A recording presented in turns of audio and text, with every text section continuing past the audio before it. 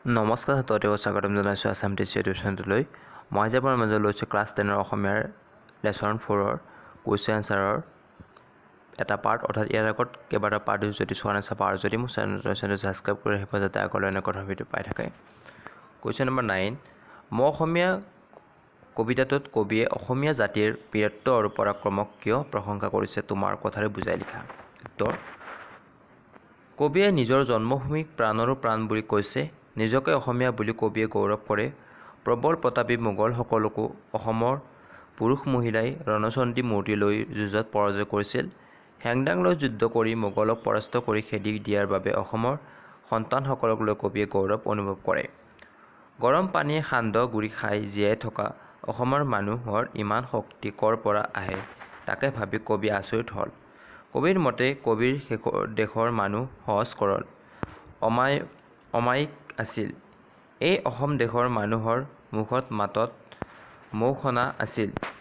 ইমান কোমল অন্তৰৰ মানুহ যে দেশ ৰক্ষা কৰিবলৈ বজ্ৰকঠোৰ হ'ব পাৰে সেই কথা কবিয়ে কেতিয়াও ভাবিব পৰা নাছিল। সেইবাবে কবিয়ে অসমীয়া জাতিৰ বীৰত্ব আৰু পৰাক্ৰমক লৈ প্ৰশংসা কৰিছে।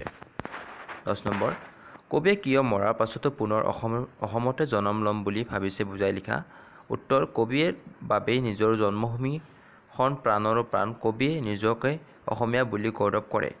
প্ৰবল প্ৰতাপী মোগলসকলকো অসমৰ পুৰুষ মহিলাই ৰণচণ্ডী হৈ যুঁজত পৰাজয় কৰে। কবিয়ে নিজৰ জন্মভূমিখনক ধৰ্মৰূপে গণ্য কৰে। অসমীয়া ভাষাটোক কবিয়ে স্বৰ্গীয় ভাষা হিচাপে গণ্য কৰে। যি ভাষাত ৰচিত গীত মাতে বনৰীয়া চৰাইকো আকৰ্ষণ কৰিব, সেই অসমীয়া ভাষাৰে গীত কবিতা আদিয়ে কবিৰ অন্তৰ চুই যায়।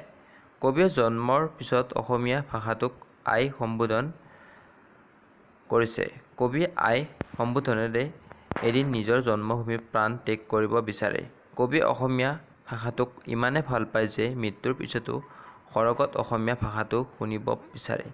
অসমীয়া ভাষাটো কবিৰ দেহে মনে সোমাই গৈছে। সেইবাবে কবিয়ে মৃত্যুৰ পাছতো অসমতেই পুনৰ জন্ম ল'ব বিচাৰিছে। কবি নিজৰ জন্মভূমিৰ বাবে চিৰকৃতজ্ঞ।